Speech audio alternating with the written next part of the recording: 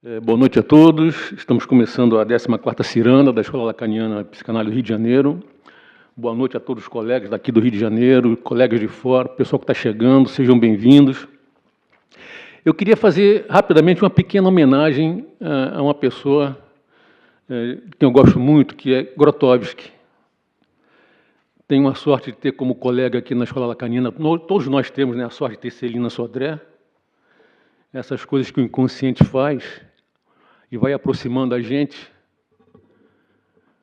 Eu já fiz teatro há muito tempo, dou as minhas cacetadas de vez em quando, mas estava afastado realmente. E, ano passado, vejo Celina entrar na escola, digo, caramba, Celina Sodré, e começamos a fazer uma amizade.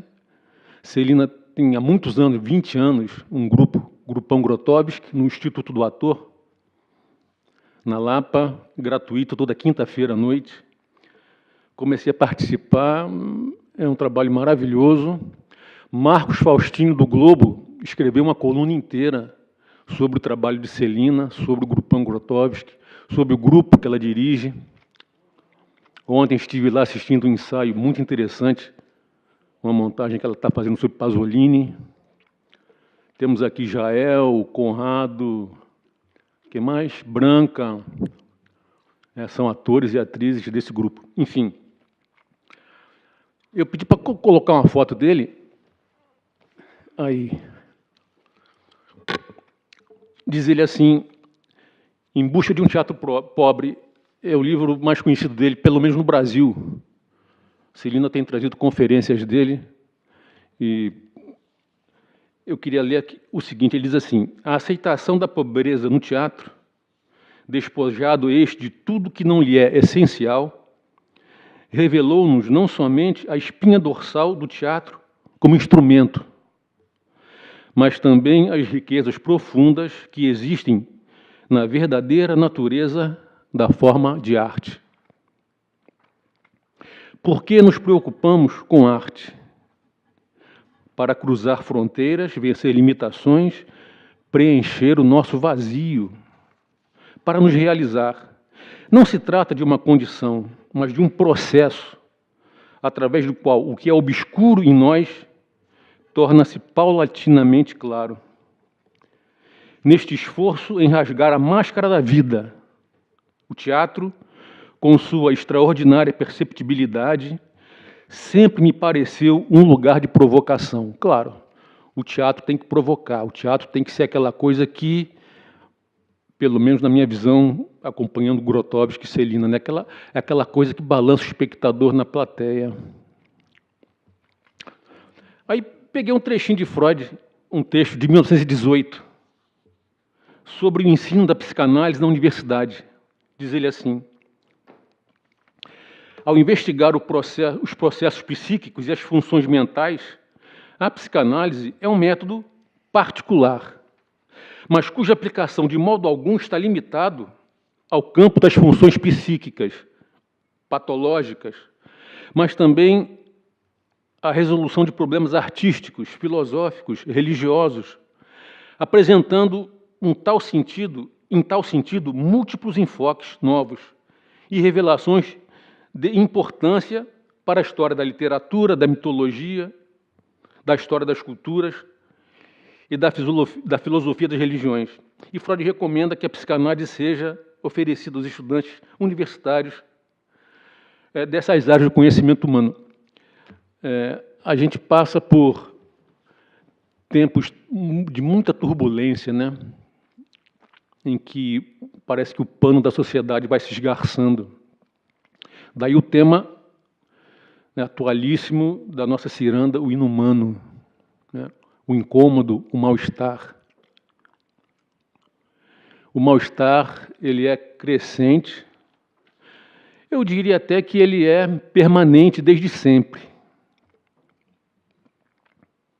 Mas em algumas épocas da história da humanidade, da história do homem, essa tensão, ela se acumulou, e nesse momento se acumula, né, e ameaça explodir de uma forma que a gente não sabe ainda o que vai resultar desse cataclisma, dessa erupção. Eu queria aproveitar também para passar logo a palavra ao Daniel, para falar de Bergman, aproveitar o que foi escrito aqui no nosso folder. Eu não quero deixar passar em branco, eu acho o texto muito bem feito, muito bem aproveitado do Zweig, depois pela equipe que montou o folder. O Zweig, 2003, sabem que ele era austríaco e morreu em Petrópolis, não é isso? Ele e a esposa se suicidaram. Um autor extremamente importante, diz ele assim: nessas épocas em que os valores nobres da vida, nossa paz, nossa autonomia, nosso direito nato, tudo que torna a nossa existência mais pura, bela, justificada, são sacrificados à insensatez de uma dezena de fanáticos e ideólogos. Para o homem que não quer perder a sua humanidade, todos os problemas desembocam em uma única questão: como manter-me livre? Como, apesar de todas as ameaças e todos os perigos em meio à fúria dos partidos, manter a clareza incorruptível do espírito, manter a humanidade do coração sem transtorno em meio à bestialidade. Como escapar às demandas tirânicas que o Estado, ou a Igreja, ou a política me querem impor contra a minha vontade. Aí eu pergunto, o que fazer com o meu desejo? Terminando, o inumano é nosso tema. No mundo em que vivemos, o assunto se impõe. Não é possível falar de produção de saber, de encontro com alguma verdade sobre o humano nas artes, literatura, psicanálise, filosofia, política, sem levarmos em conta as evidências de uma desumanização, de uma perda dos marcos civilizatórios. Aí eu escrevo, esse resto do humano que resta, que está em nós, pode ser o último resíduo quando a simbiose homem-máquina se combinar, ou se consumar. Eu acho que a gente caminha para uma simbiose homem-máquina. Nós, como humanos, estamos evoluindo ainda, a evolução ainda não terminou. Há muitos estudos de cientistas renomados nos Estados Unidos, na Europa, principalmente Inglaterra, França, Rússia, tocando nesse ponto. Todos os apêndices, todos os objetinhos que circundam a gente, um dia vão estar no nosso corpo. Eu espero daqui a um tempo dar notícias dessa minha pesquisa que eu comecei a fazer, tem um ano mais ou menos, sobre esse tema. Bom, diz assim, a arte não só alegra o espírito, ela é um campo de batalha no qual o homem luta para se reinventar, para deixar sua marca, indo ao encontro do que está no cerne do seu desejo, esse vazio que nele é inumano. Nada do que lemos, ouvimos, vemos, tocamos ou sentimos responde a este confronto com o que não é humano e, ainda assim, de tempos em tempos, o inumano rompe na cena do mundo. Aí eu pergunto, como falar do real? É possível falar do real? Podemos tentar suportar a sua irrupção? Como lidar com essa coisa, com esse estranho familiar, o Unheimlich de Freud, não é isso? Que não se pode dizer, que não nos diz respeito. Como seguir exercendo uma transmissão digna de nossa cultura? E como a psicanálise, no meio desse oceano turbulento da cultura atual, como a psicanálise recebe pancada de todos os lados, não é isso? É a medicalização, as listas de comportamento, 10 passos para a felicidade, 8 passos para conseguir o marido ideal, 15 passos para a família perfeita, essas coisas, enfim. Como preservar o lugar do sonho e da verdade para as próximas gerações? Aí eu digo, resistindo e lutando nas trincheiras da psicanálise, do teatro pobre.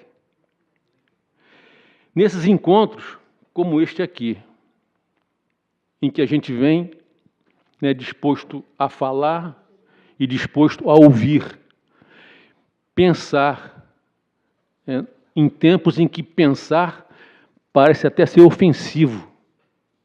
né? Você ter uma opinião formada sobre alguma coisa, às vezes fica tão complicado, o politicamente correto tem feito um estrago tão grande nas nossas cabeças. Enfim, como todos vocês, eu também estou no caminho com mais perguntas do que respostas. Sim, agora, exatamente. Eu recomendo psicanálise e recomendo teatro. Daniel Schenker. Bergman, vamos lá.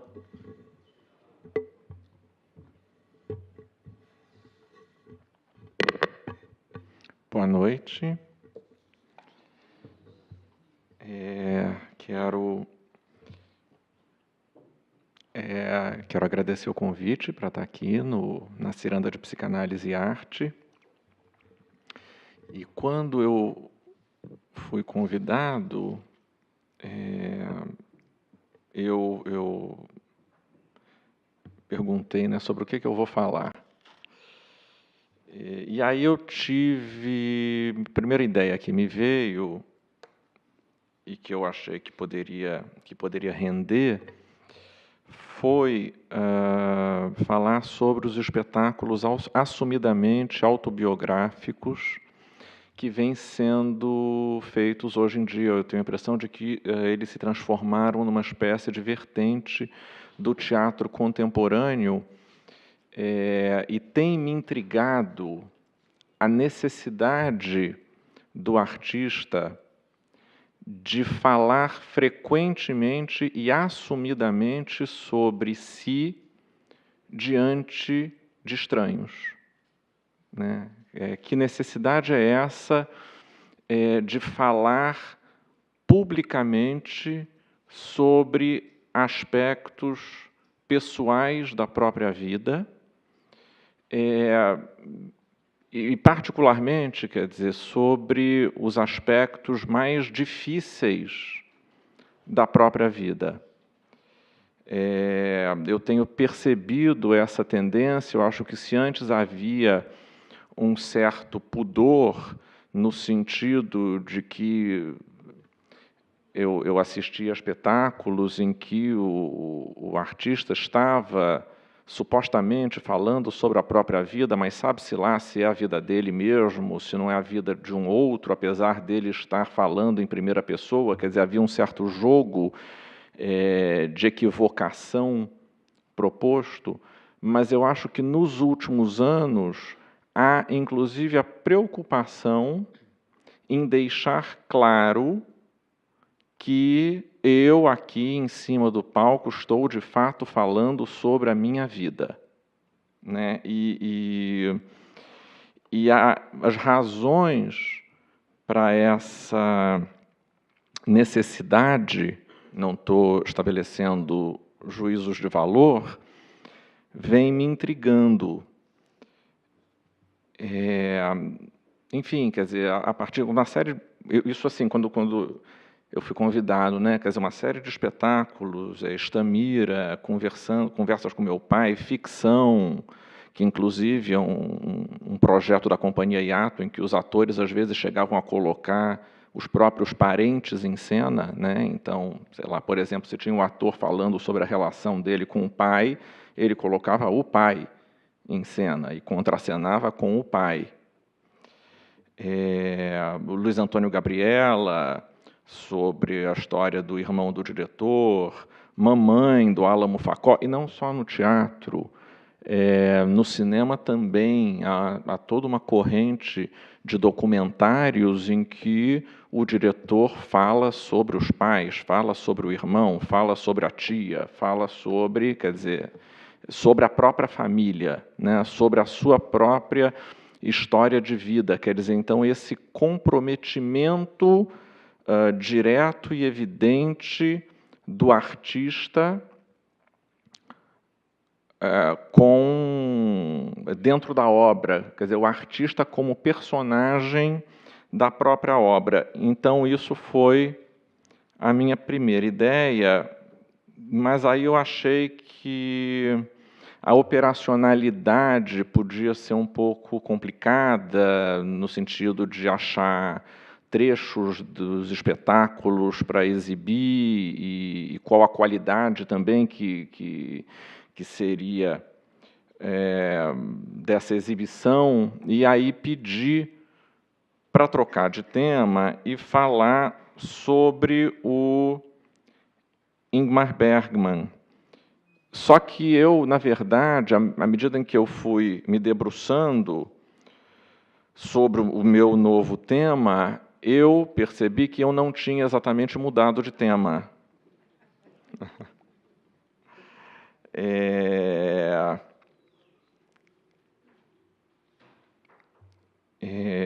Porque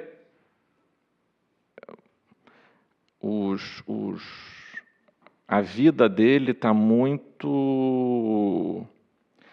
colocada nos filmes, ainda que de maneira não tão direta quanto nesses espetáculos, né? Quer dizer, então, se você não sabe nada sobre a vida dele, você pode considerar tudo como uma... Não digo ficção, porque sempre é ficção, porque a realidade é sempre ficcionalizada. Mas você pode assistir aos filmes dele sem levar em conta esse aspecto autobiográfico, quer dizer, então não é exatamente a mesma coisa, porque existe uma espécie de possibilidade de escape pela via da ficção, da fábula, da história que é contada, mas de qualquer maneira, enfim, quando você sabe, quando você recebe a informação de que ele se colocava de maneira bem determinada dentro dos filmes, você percebe que se trata também, como esses espetáculos que eu mencionei, como esses espetáculos mais recentes, de uma exposição que, na verdade, se distancia da exposição banal do Facebook, por exemplo, né? Porque nós vivemos tempos de muita exposição, né? A exposição do Facebook nos lembra que privacidade é uma coisa que saiu de moda, né? Quer dizer, não há apreço pela privacidade, mas, na verdade, não é uma exposição real, não é? Porque essa história do olha o que eu estou tomando de café da manhã, olha como é que eu estou andando, olha eu pegando o elevador, olha, né? Isso, na verdade, é muito mais a pessoa se exibindo do que se expondo, né? Não há uma exposição no sentido de revelar algo difícil sobre a própria vida, como acontece em parte desse teatro que é feito hoje e como acontece no cinema do Bergman, mesmo que de maneira menos assumida.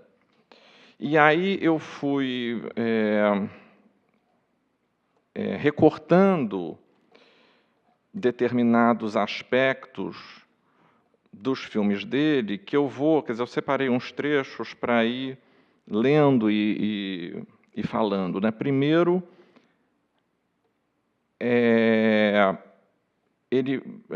quando ele analisa a própria obra, primeiro, filmar para ele foi quase sempre sofrido, né? Ele, falando sobre a própria obra, ele está quase que num estado de permanente insatisfação.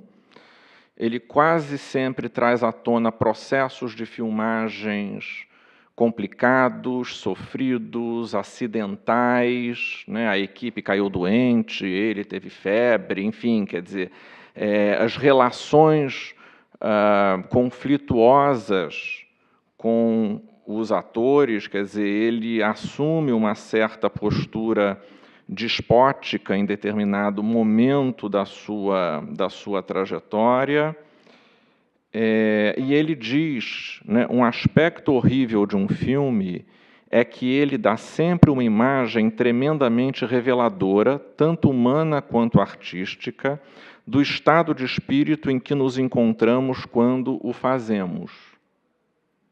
né? Então, eu acho que ele se percebe muito revelado naquilo que ele faz, e por isso talvez trabalhar seja uma coisa tão sofrida, e por isso que talvez em determinado momento ele tenha sentido a necessidade de interromper a produção no cinema, nos anos 1980, mesmo que tenha havido um grande hiato e depois ele tenha retomado. Mas, em determinado momento, ele sentiu a necessidade de interromper. Filmou intensamente durante a sua carreira, em determinado momento precisou parar, anunciou o seu afastamento da atividade artística e se isolou cada vez mais na Ilha de Faro, aonde ele passou a morar. Quer dizer, então a gente percebe uma crescente necessidade de reclusão. Outra coisa que ele fala muito é como que o ponto de partida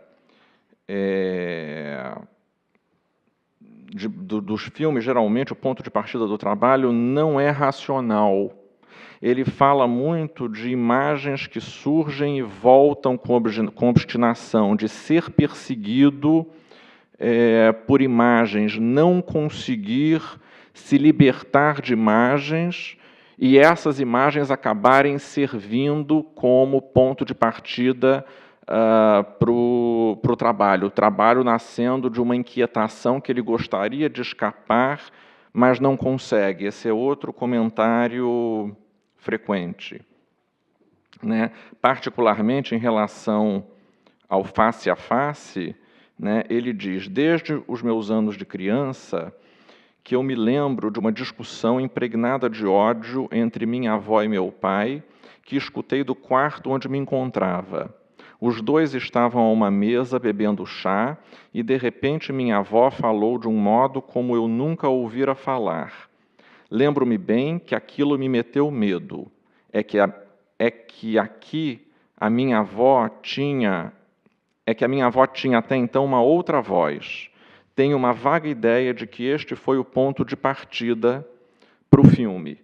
E existiria uma série de outros exemplos em que ele comenta sobre determinadas lembranças, quer dizer, a infância é absolutamente recorrente no trabalho dele, é a fornecedora principal de temas. Ele diz que ele vive continuamente na infância, ele diz que ele vive continuamente em sonhos e apenas visita a realidade.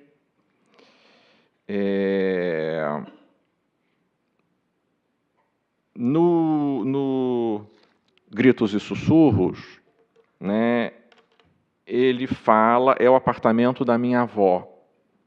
Né, em vários filmes que ele realizou, ele localiza, mesmo que não objetivamente, mesmo que subjetivamente, a ação no apartamento da avó. E ele diz, em relação ao Gritos e Sussurros: todos os meus filmes podem admitir-se filmados em preto e branco, menos Gritos e Sussurros. No roteiro está mencionado que imagino a cor vermelha como sendo o interior da alma. Quando eu era criança, via a alma como se fosse a sombra de um dragão, de um cinzento azulado, pairando sobre nós sob a forma de um ser alado, meio ave, meio peixe. Mas tudo dentro desse dragão era vermelho. Enfim, e aí depois também se refere a outras coisas, a um armário que está no filme, era o armário dele e do irmão. Quer dizer, o tempo inteiro ele vai falando sobre essas conotações pessoais com a própria vida.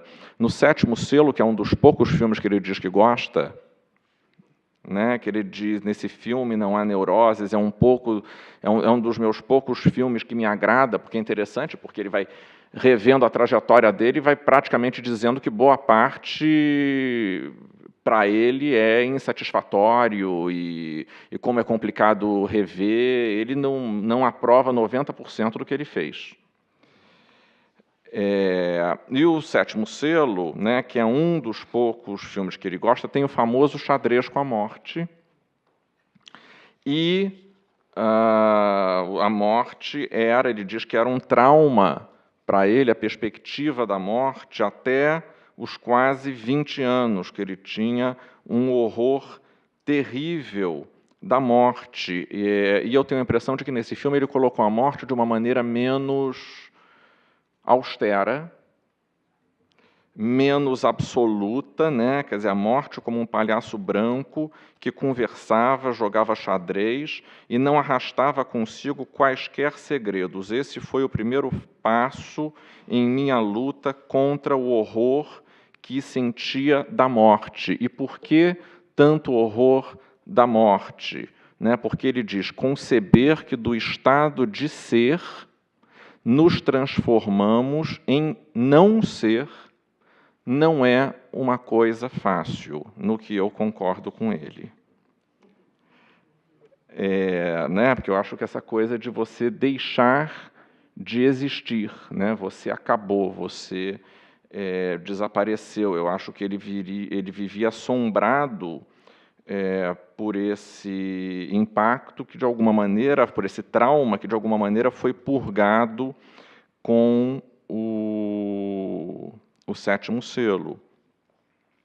Morangos Silvestres, outro filme, né, dos mais importantes que ele fez, ele diz que o protagonista foi muito inspirado no pai, mas que depois ele percebeu que se tratava dele. Na verdade, que ele estava falando dele, apesar de, na época, ele ter pensado que estava falando sobre o pai. E ele fala, por meio de Morangos Silvestres, estava implorando aos meus pais, vejam, compreendam e, se possível, me perdoem. Só muitos anos depois é que minha mãe e meu pai se transformaram em seres de proporções normais. Né?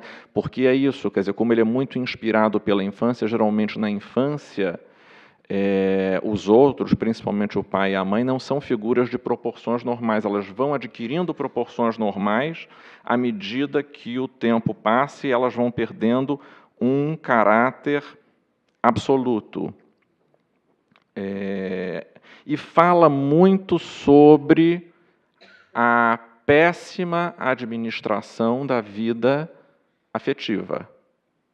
E como que isso também se refletiu tematicamente nos filmes. Eu agora não me lembro qual foi o filme, mas ele diz, a primeira cena desse filme é uma coisa cruel, porque foi diretamente inspirada num episódio da minha vida em que eu voltei de viagem e a minha esposa estava me esperando radiante, e eu cheguei para ela e contei que tinha me envolvido com uma outra mulher. E assim começava esse filme. Quer dizer, ele casou, sei lá, 9 vezes, uma coisa assim, né? Teve 9 filhos, e não estabeleceu quase que nenhuma relação afetiva com esses filhos. Ele diz que a maioria dos filhos ele desconhece quase que em absoluto. Meus fiascos humanos são notáveis, daí me esforçar por ser um artista excelente.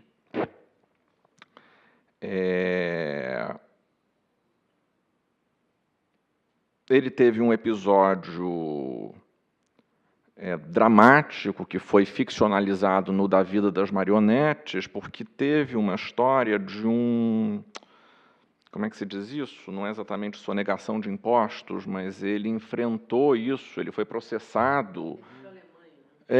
Ele foi processado e depois ele acabou se internando numa clínica de psiquiatria na Suíça, onde ele tentou o suicídio. Então, esse episódio que levou a uma necessidade de cortar o contato com o mundo exterior,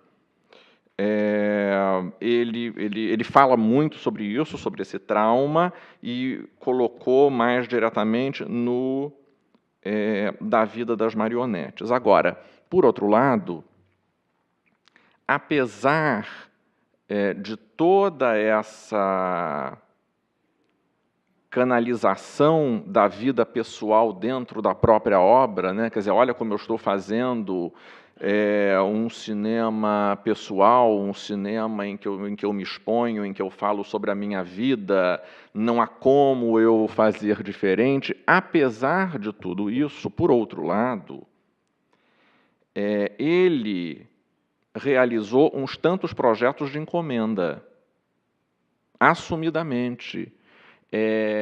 Dirigiu comerciais e falou sobre isso, né? Realmente, quer dizer, preciso do dinheiro. Houve uns tantos episódios assim, eu preciso que as minhas comédias deem dinheiro. Né? Eu preciso de algum... enfim, de um sucesso comercial, porque havia também uma relação tensa com os estúdios, né? Até que ele alcançou um grande sucesso num filme, Sorrisos de uma Noite de Amor. Né? Esse foi um grande sucesso comercial dele, então havia uma certa tensão entre arte e comércio, né? Quer dizer, como se ele transitasse entre os dois extremos, obviamente que fazendo mais arte do que comércio, obviamente que escrevendo o seu nome na história do cinema pelos grandes filmes que fez, mas fazia concessões. Ele diz, eu me sentia com frequência envolvido numa prostituição profissional contínua, ainda que bastante divertida. Tratava-se, evidentemente, de atrair público. Não era outra coisa senão show business de manhã à noite. Então, ao que parece, quer dizer, talvez fosse um descanso para tanto sofrimento também. Né? Porque realizar os filmes em que ele expunha a própria vida era uma coisa tão dolorosa e tão desgastante que talvez, além de dinheiro, ele precisasse desses instantes de refresco. Eu acho que vou passar agora o primeiro trecho, é o início do Fanny Alexander, que foi, enfim, uma obra monumental dele, porque ele fez duas versões, uma para cinema e outra para TV, a TV dividida em cinco partes, e depois ele teve muita dificuldade para cortar o filme para cinema, quer dizer, quando ele achou que ele tinha feito todo o trabalho, o filme estava com quase 4 horas de duração.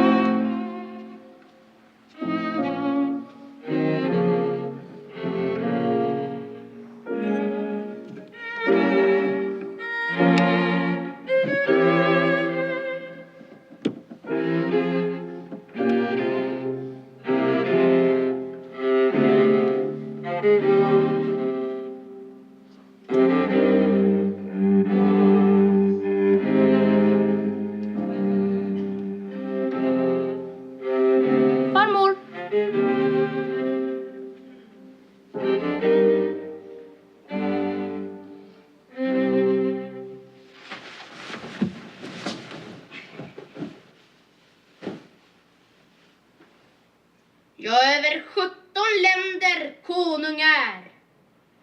Och hör vad jag befaller.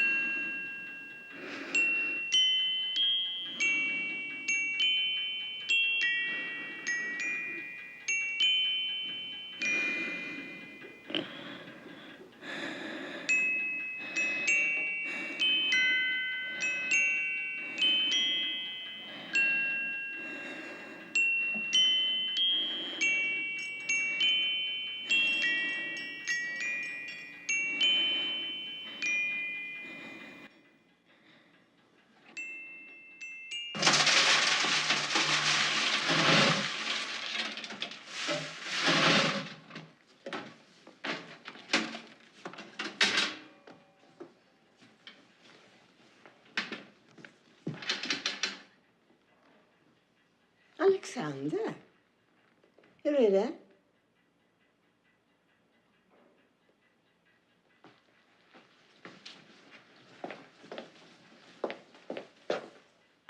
Vill du att vi ska spela?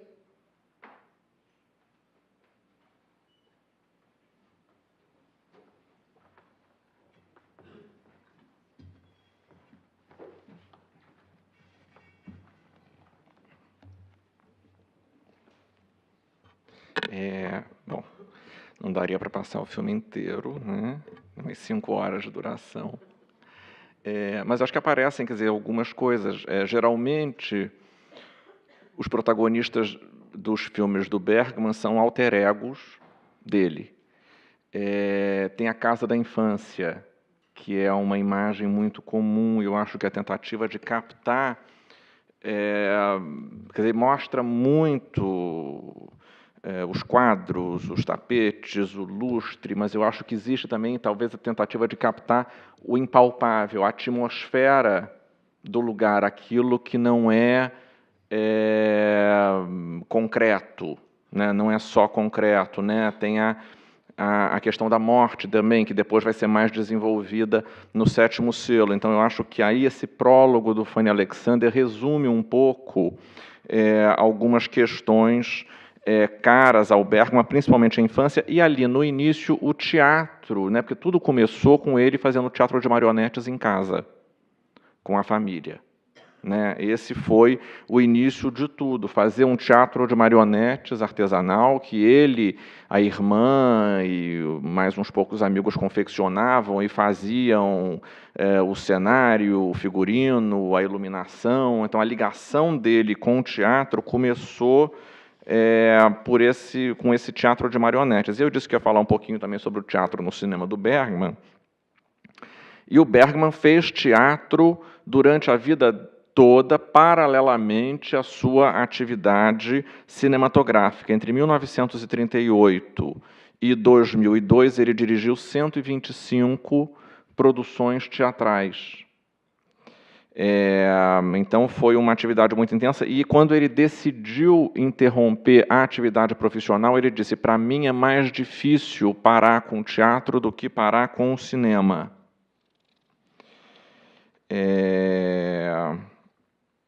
Tem uma série de documentários do Bergman que dão assim uma panorâmica sobre a trajetória dele, porque são médias-metragens, né? Bergman e o cinema, Bergman e o teatro, Bergman e a Ilha de Faro. São 3 médias-metragens que dividem a trajetória dele dessa forma. E ele montou realmente muitos textos, montou Rei Lear, montou Conto de Inverno, Dom Juan, Eda Gabler, Gata em Teto de Zinco Quente, quer dizer, muitas peças do repertório internacional, mas dando especial atenção a Strindberg. Ele tinha um fascínio pela dramaturgia do Strindberg, montou Sonho do Strindberg. Algumas vezes ele não sabia explicar direito esse fascínio do Strindberg, também está ligado àquilo que eu disse no início da minha fala, de algo misterioso, né? De um certo eu não sei de onde vem. A primeira vez que ele entra em contato com a dramaturgia do Strindberg e que ele se fascina, ele diz: eu não entendi. Eu não entendi, mas eu entendi a raiva que existe dentro desse texto. Quer dizer, então não é algo que possa ser explicado racionalmente, né? Eu gosto por causa disso, disso, disso. Quer dizer, ele não fornece explicações muito arrumadas, muito prontas, fechadas, né? Mas desde os 14 anos que ele tem fascínio pelo Strindberg, e foi, inclusive, um autor que ele já fez, já encenou na televisão, encenou no rádio, quer dizer, não só no teatro, porque ele também transitou por esses outros meios. Teve muita experiência de fazer teatro na televisão no final dos anos 1950, inclusive numa época em que isso acontecia aqui também. Né? Era o início da televisão no Brasil e se fazia, né? Havia o programa do Grande Teatro na televisão, né? Que era a encenação das peças ao vivo, sem corte, antes de existir essa história de corte, de edição. Quer dizer, então, os atores faziam diante das câmeras peças inteiras ao vivo, isso na TV Tupi, na TV Rio, na TV Globo depois. Quer dizer, foi uma iniciativa que teve importância aqui também. E ele também, além de encenar espetáculos, ele conduziu teatros, né, com todas as dificuldades de administração e estrutura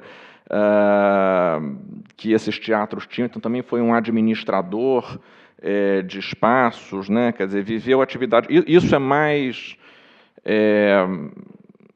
isso tudo, quer dizer, é mais importante do que exatamente procurar o teatro dentro do cinema dele, ainda que esteja, quer dizer, seja na referência que é o teatro de marionetes, seja num filme como Depois do Ensaio, que é todo passado em cima do palco, é claro que está, mas eu acho que, sobretudo, pelo fato dele o tempo inteiro fazer teatro e cinema paralelamente e da conexão que ele tinha, de uma ligação muito forte e nem sempre pacífica com os atores.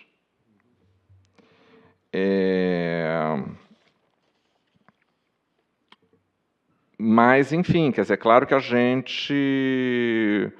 gente pode localizar, né? O Sétimo Selo, por exemplo, surgiu de uma peça que ele escreveu para alunos da Escola de Teatro de Malmö, uma peça dele chamada O Retábulo da Peste.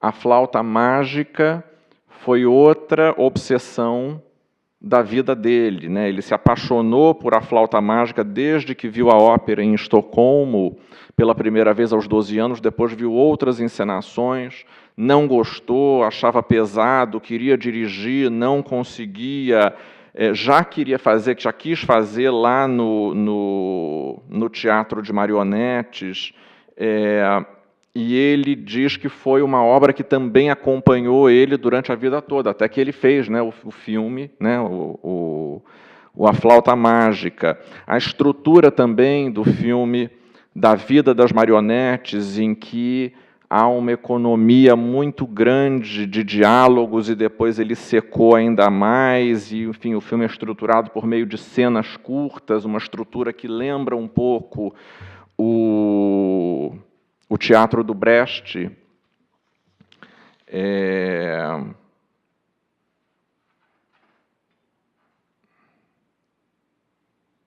E ele fala também do impacto que ele teve quando ele foi ao teatro pela primeira vez, né? Quando ele entrou no Teatro Real Dramático de Estocolmo, e ele viu a primeira encenação e teve muita febre, quer dizer, ele teve uma repercussão física, uma espécie de uma somatização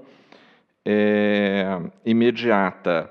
E o Depois do Ensaio é o filme mais evidentemente ligado a teatro, né? Tem as características que a gente costuma convencionar, chamar de teatrais, né, quando a gente diz que um filme é teatral, porque é um filme centrado em atores, é um filme que se passa num único ambiente, e esse ambiente é um teatro, quer dizer, em cima do palco. Tem uma estrutura claramente dividida em 3 atos, você percebe a passagem dos atos dentro do filme. Então, assim, é o filme assim mais evidentemente ligado ao teatro. Eu também quero passar um trecho do Depois do Ensaio, mas esse não está logo no início do filme, está no ponto 2.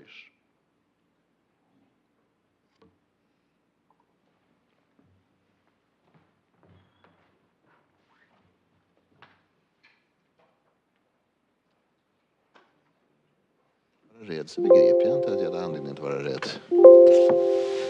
Många regissörers väg är kantad av ihjälslagna skådespelare. Har du någonsin brytt dig om att räkna dina offer? I livet, eller låt oss säga verkligheten, så tror jag att det finns många människor som bär skador av min framfart. Precis som jag bär skador av andras hantering. Inte på teatern? Nej, inte på teatern. Jag ska säga dig någonting som faktiskt är rena sanningen. Jag älskar skådespelarna. Jag älskar dem som företeelse. Jag älskar deras yrke. Jag älskar deras mod. Eller dödsförakt, eller vad du vill kalla det för.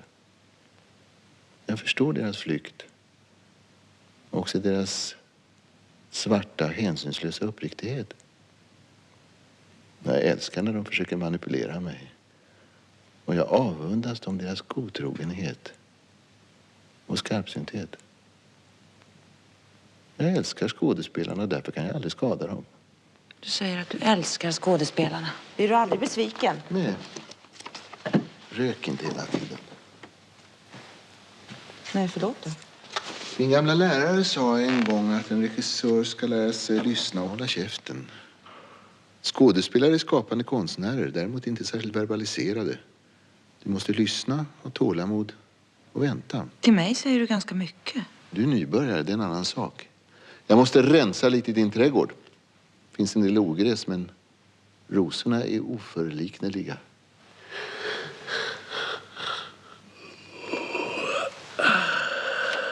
Är du trött? Som jag sa, jag brukar ta mig en liten lur vid den här tiden på eftermiddagen. Blodsockret är i botten. Tänkte du sitta här och sova? Nej, jag tänkte sitta här och vara sentimental. Då ska jag inte störa. När jag tänker rätt på saken så hade du inga armband i förmiddags. Jag minns nu att jag särskilt tänkte på att du inte bar ditt armband. För övrigt stör du mig inte alls. Och min lust för sentimentalitet kan du omöjligt hejda. Snarare tvärtom. Då sätter jag mig här. Kom lite närmare så jag kan se dig bättre, sa vargen till Rödluvan.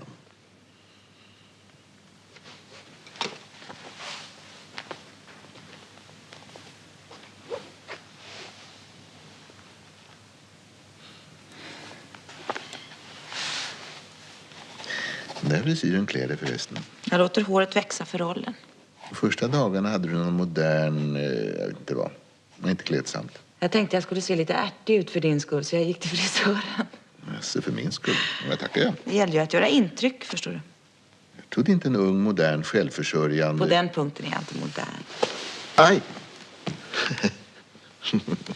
Det är jävla ont i ett ben, ser du. Har du haft det länge? Det är döden som knaprar på mig som ivriga råttor, förstår du. Pappa och du är jämnåriga. Ja, så är det. Pappa och jag är jämnåriga. Nu sitter vi här. Och tittar ut över den mörka salongen. Dammet faller över våra huvuden från tågvindens mörker. Under oss en avgrund av maskinerier för vridscen och sänkscen och falluckor.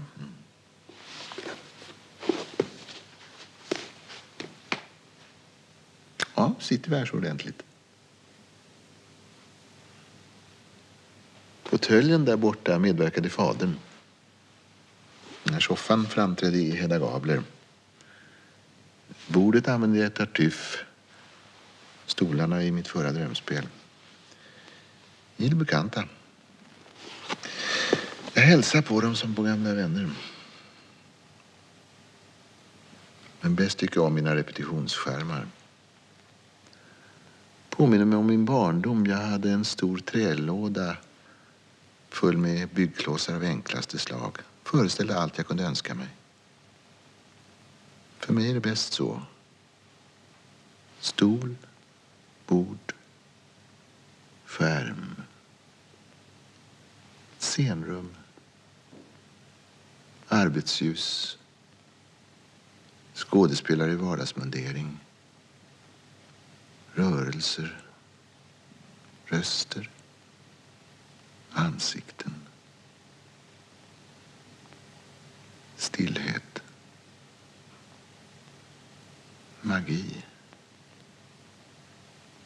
Allting föreställer. Ingenting är.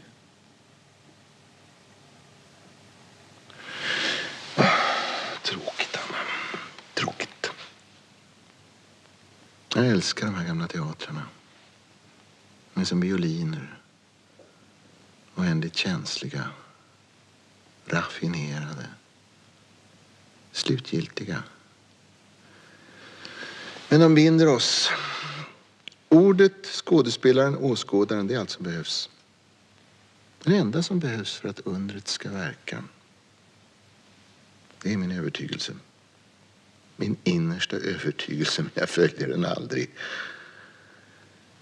Jag är alldeles för bunden vid det här depraverade, dammiga och skitiga instrumentet. Så är det. Så har det alltid varit. Du sa någon gång att skådespelandet är en moralisk angelägenhet. Det låter ruskigt. Min gamla lärare delade in skådespelarna i 2 kategorier. Den ena ska in och den andra ska ut. Det låter orättvist. Ja, det är inte orättvist, men inte heller särskilt jämlikt.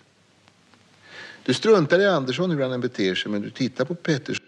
filme ele fala muito diretamente sobre a relação dele com o teatro, sobre a relação dele com os atores, sobre uma memória até anterior a tudo, né? Porque ele sempre, no cinema dele, evoca a própria infância, que quando ele fala dos velhos teatros, ele também está falando de um tempo que ele não viveu, quer dizer, então é um passado, não é só o passado até onde a minha memória alcança, é também de um tempo anterior e que se tornou